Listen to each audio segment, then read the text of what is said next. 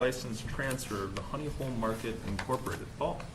The City Commission is aware that the Honey Hole Market Incorporated has been under development in the Old Village area on Starkweather for some period of time now. They've applied for a transfer of a Class C liquor license into the City of Plymouth. The new owners have completed all the necessary documentation, and they've met with Chief Cox related to their plan. They will be a full-service restaurant with a full-service bar and kitchen for their customers. They also have met with the Liquor License Review Committee in advance of this public hearing. We've attached the draft meeting minutes of the LLRC meeting, and the LLRC unanimously approved recommending the transfer of the license into the city. It should also be noted that there is room under the city's liquor license cap to accommodate this license based on the action of the City Commission in March of 2017. We also, there's a question that has come up related to hours. Hours of any liquor license or liquor servicing establishment are established by the state of Michigan, and locally we cannot do anything to adjust those hours. However, there are many of our establishments that close well before the authorized times by the state of Michigan. The LLRC has met and recommended approval of this transfer. It'll be necessary for the City Commission to open a public hearing on this subject as posted. Hear any comments. Then after the public hearing, there are really three actions that the City Commission can take. They can approve, recommend, and approve the transfer.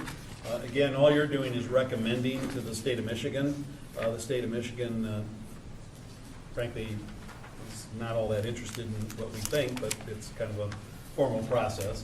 You can recommend to the state that you would approve the transfer. You can recommend against the transfer. The state might be interested in that, or take no action pending some further information. The proposed resolution would recommend the approval of the transfer to the state of Michigan, since that was the action of the LLRC. Again, you have to open the public hearing and hear any public comment, and then you can move to action. We will open the public hearing at, we'll call it 7:06 p.m. Are there any comments?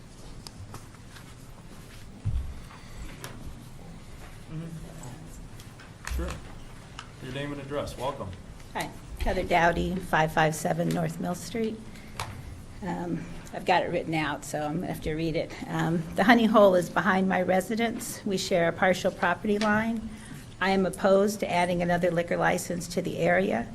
On the block are my neighbor and I, Starkweather Park, St. Michael's Church, Crawford's, which is a daytime restaurant without a liquor license, and the Honey Hole. The entire block is zoned mixed use. Even by city ordinance, liquor licenses are granted in B1, B2, and ARC districts, not in mixed use. 6 liquor licenses already exist in Old Village, a lot for any neighborhood.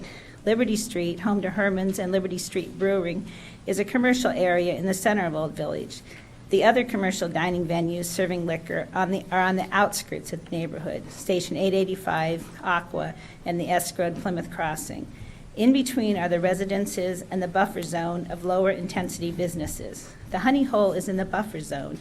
It's in the wrong place for a liquor license in the city of Holmes. I have nothing personally against the owners of the Honey Hole, but mixed-use zoning in this part of Plymouth was established to maintain a good environment for homes and low-intensity business use, maintaining the neighborhood mix of residences and businesses while reducing the intensity of commercial development. Although the Honey Hole presents as a restaurant that would incidentally like to serve alcohol, I question their commitment and ability to adhere to that plan. Originally, they were going to be a neighborhood market / deli / coffee shop. There's an open outdoor entertainment area on my side of the building, a bocce court that, according to their website, will be available for tournaments and special events, and an outside patio area. Now they are a restaurant wanting to add a liquor license, but their signage and murals painted on the side of the building give the impression to me that they are focused on becoming a bar that serves food. I'm not assuming that the people they want to attract will be super drunks or urinate in my yard, sleep under the bushes, or get into brawls that require police intervention, or any of the other traditional objections to liquor establishments. They probably won't bother the worshipers next door. They might not even have trouble finding parking places. All that has to happen to be a nuisance or to have a negative effect on the neighborhood is for the Honey Hole to operate like any other establishment with a liquor license. Because even on a so-called quiet night in Old Village, with everyone behaving, Liberty Street is alive with people coming and going, the Smokers Club gathered the required distance from the door, talk and laughter on the patio, music spilling out, people calling out to each other. After enjoying the dining and entertainment the Old Village has to offer, guests leave Old Village for the quiet of their own neighborhoods, where there are no restaurants serving liquor adjacent to or across from their homes. A lot of the residents of Old Village have chosen to live there because they like a somewhat lively neighborhood, but they also like to go home to a quiet place.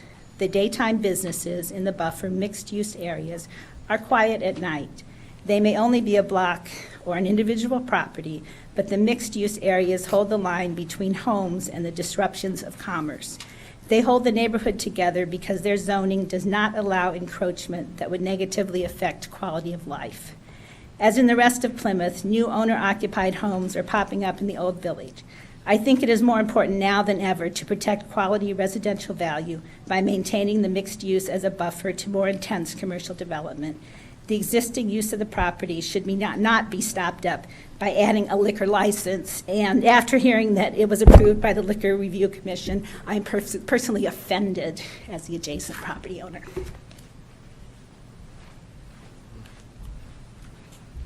Are there any other public comments? Yes, good evening. Your name and address? Yes, Steve George, P.O. Box 702460. I am the attorney in Plymouth. I am the attorney representing the Honey Hole. I have with me the manager, Anthony Ventura. We were before the commission last week, and we answered all the questions and complied with the application process in order to have this liquor license transferred to the Honey Hole. I'd just like to assure the young woman that just stepped up and had her comments of objection that there is no intention to make this, and this was actually stated by Mr. Aaron Cole, who was the owner of the Honey Hole that was here last week. This is a finer diner. If you go on the website, it says, it's clearly stated as a diner that has a very eclectic menu. It's not a menu you'd expect to see at a bar. The intention is to keep it as a restaurant that serves liquor. We're not projecting to have a significant amount of sales attributable to the liquor. We don't believe this is going to affect the quality of the residents around the surrounding area. It's not going to affect values of their homes. The intention is to sort of enhance the area, which, as it was discussed at the hearing last week, and I think the intent of why an additional liquor license was added is to create a more vibrant area in the Old Village and take advantage of the kind of trending business that's continuing to sort of be established in the location. So I think that the finer diner, Honey Hole, is going to help with that. I think you're going to find that we meet the objective of why you even agreed to increase the licenses in the Old Village, and I think unfortunately the comments made by the young lady who just spoke, I don't think really apply to us. So that would be my, and we'd answer any questions you might have with regard to it. Thank you, Steve. I'm a senior citizen, I'm not a young lady. That's all my comment was today. Are there any other public comments? Hello again. Hello again. I have a question. So if it's approved and you guys, approve this, okay, so their hours right now are stated Monday through Wednesday, 8 to 9, Thursday through Saturday, 8 to 10, and Sunday, 8 to 8. Do they have to keep these hours? Are there any restrictions on that? Can they, once they get their liquor license, can they change the hours of operation without having to come back to you, or how does that work? Ellen, we cannot, by state law, legislate the hours of bar can be open. We've Yep. attempted to do that a while ago, and we Yeah. tried to look at what was called a bistro license. Yep. State said no, that's their Okay. province. If they are granted a liquor license, they can be open from opening to close, whatever the state mandates is those regulated hours. Okay. And we cannot require them to change that or do something differently. No, it's good to know. Okay, thanks for clarifying. And I can tell, I actually checked personally with the Liquor Control Commission at the time, so I was told that. Yeah, I appreciate that, because I think if, you know, and I guess I don't have an opinion on it, but just thinking about if they're selling, if a business comes forth, not them, but any business comes forth with their plan that says this is what it is, and you approve it because you look at that, you know, see where I'm going with this? Then they have to change. change their operations plan. Yeah, so. They have to come back to change their operations. Even if they just change their hours, they have to come back? That's part of their plan of operation Okay. that they've submitted to the Liquor License Review Committee. So then you could, if they come back and say, well, we want to be open till 1 o'clock on, Well, then Saturday, you have the state issue. yeah, so is there, because you're looking at this as a complete package, right? Including hours and what they're going to do and everything else. So if there is a change that happens, if it comes back to you, do you have any recourse, I guess is my question. Well, I mean. Sorry, Bob, but No, just- no. Just a question. Hypothetically speaking. Yeah. If they did come before us and said, listen, we've given you our plan of operation, now we want to change it. I can envision my legal opinion to the city probably being you cannot require them to do something that the statute holds otherwise. You Yeah. can't use it as a factor to say, no, your business plan has changed such that we are not going to revoke our approval. Because if we tried to do that with the state, the first thing we'd have to do is express why we're doing it. Right. And we'd lose that in Yeah. a second. It's fair. I just wanted to ask, because I just feel like, you know, I think that the hours of operation are, you know, there might be some residents that look at that and say, oh, well, that's okay, but then if it changes, would they be here if those hours of operation were different, you know, and that's where I think that we kind of have to be sensitive to that, because, you know, if they look at that and say, well, okay, I can deal with it till 10 o'clock on Saturday, but now if it changes till 1 or 2, you know, would this room have been more full? I don't know. I'm just hypothetically asking, but anyway, thank you. I appreciate you answering. Thank you. Is there any other public comments? Hearing none, I will close the public hearing at 7:15 PM. All right, I'll move the attached resolution to approve the transfer of the license into the city. Support. It's been moved and supported. Discussion. Mayor Pro Tem. So I think it's important to know, and we've done this before more than once, if an establishment presents any problems for the community beyond what they say in their plan of operations, the police department gets involved. There have been establishments that have been effectively closed because of one establishment in particular had a business plan of operations that they came to us, sounded great. We approved it, we being the city commission, approved it through the normal process, and then they completely changed. And it was unacceptable to the community. It was, that restaurant happened to be on Penniman. It was unacceptable to the neighbors, and the police department and the city administration took action, and they were no longer in business. They were that close to having their liquor license seized, and they sold it. And now it's being operated by an entity that does a great job and is a fine neighbor to everybody that they're around. So know that there was extensive conversation over months and months about these things. And the reason that there is an evolving attitude about liquor licenses in the community is informed in large part by the opinion of the police department and the city administration, who have always been opposed to any kind of raising of the cap, and this started last year. But we are in a good spot right now in the city. We know that we have a good enforcement mechanism, and if we need to use the enforcement mechanism, we will. I don't mean to speak for you, but I think you'd say the exact same thing, Chief. Yep. We've done it before, we'll do it again. So, yeah, so thanks, Paul. The last sentence of the resolution that I just moved says, be it further resolved that should the State of Michigan Liquor Control Commission ultimately grant the transfer of the license, the city police department shall make regular inspections of this establishment, as it does at all liquor serving establishments in the city, to ensure its compliance with our local ordinance and state law. And if you read our local ordinance, section 635, right? Am I getting that right? You'd think I'd know that thing by heart by now. It does talk at length about what is acceptable and what is unacceptable. And I don't need to none of us need to tell the police department how to do it. There's a police officer who's specifically dedicated to this work, and we do a very good job. But last night was the Super Bowl, no problems.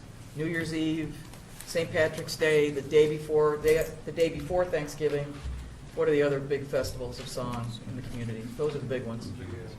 Yep. When I walked downtown last night myself, and about 5:15, and when I walked, there was nobody out last night. I mean, a couple places were packed, but that was it. So I would have heard if you had problems, right? Thank you. Any other comments? Commissioner Kroll, and I'll get to you. Isn't it part of this license also that the revenue must be 70% food and 30% liquor, right? Part of the ordinance, yeah. That's part of the ordinance, so this is a restaurant, not a bar, by that idea. Yep. Okay. Commissioner Wright. I agree, or I'm listening carefully to what the operator has said, and the website says 9 PM that you want to close. The plan of operation before us cites 7 AM to 2 AM.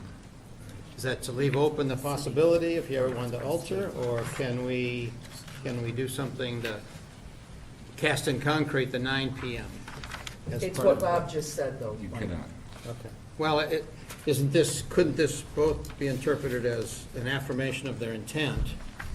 They still have open because of what the state law says to change that if they choose, but I mean, it may, well, you look as if you're willing to comment, so Well, why don't you? if you like, you're right, and the times that are put on the application, they coincide with what state law provides, and the license allows us to serve during that period of time. So at this point, obviously right now they're not serving liquor. When we serve liquor, the hours may alter because we're still sort of trying to, and actually the hours that we're open now, we've only been open for about 2 months, I imagine. It's been 2 months, 2.5. 17th of November. So we're still trying to find our legs, trying to figure out exactly when our hours. I mean, we'll stay open later. From what my client tells me, we'll stay open past 9 o'clock sometimes because we're busy. And if even without a liquor license, if it remains busy at 10, 11 o'clock, we would change our hours. So even the hours that we have on the website now are just an introduction of the business. So and the same thing is going to happen with liquor. I mean, as we serve liquor, if business is allowing us to be open till 11 o'clock, we would, have the opportunity to make that change and alter the change. But the hours that I placed on the application actually reference the state hours, what the state provides. It sounds like that's our only option anyways. I mean, so any application we get is likely to say these hours because the state allows it, regardless of how they intend to operate initially, but gives them the ability to adjust if they choose. So nothing we can do about it. Do you remember that discussion, though, about the bistro license, when people were Yeah. talking about that as an option, and primarily about hours of operation? Because all the other components of it exist in our ordinance, the 70-30 that Commissioner Kroll references, food to alcohol sales. Somebody asked at the LLRC meeting the other day, how do you monitor that? There's lots of ways to do it. The state monitors things like that pretty closely anyway, to see who's buying what from whom. Gotcha. So I think that the biggest thing that we have, Mike, quite frankly, and the citizens too, to control the tenor of our licensed establishments is what we use all the time anyways, which is our police department. Okay. Well, it's good to hear too, what you're affirming is that you intend to be a restaurant serving liquor and not the sort of place that's designed just to stimulate as much drinking as possible. And if that's your formula to success, then we'll all be happy. It'd be great. Holly, you have a hand in the back. You I'm understand? going to turn that over, but may I ask, what about the zoning? When other businesses in the mixed-use zoning aren't allowed to operate late at night, why would you allow a business to have a liquor license in the mixed-use zoning that can operate late? Either one. That bar is, that area is zoned for that use, It's zone mixed use. And restaurants, are included within a permitted use Yeah, but within the not a zone. restaurant that's open late. The law, state law trumps that. Restaurant, not liquor license. Well, if they have a liquor license, the state law trumps it. I know, but I don't want them to have a liquor license. So what I'm saying is a restaurant in the mixed use should be held to the same requirements that other businesses are held to in the mixed use area. May I comment? is over, but I'll take one more.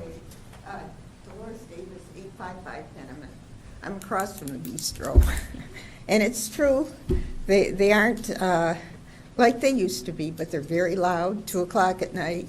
When the former owner sold to this guy, he said it's not going to be anything like it was. Well, it is, and it's very loud.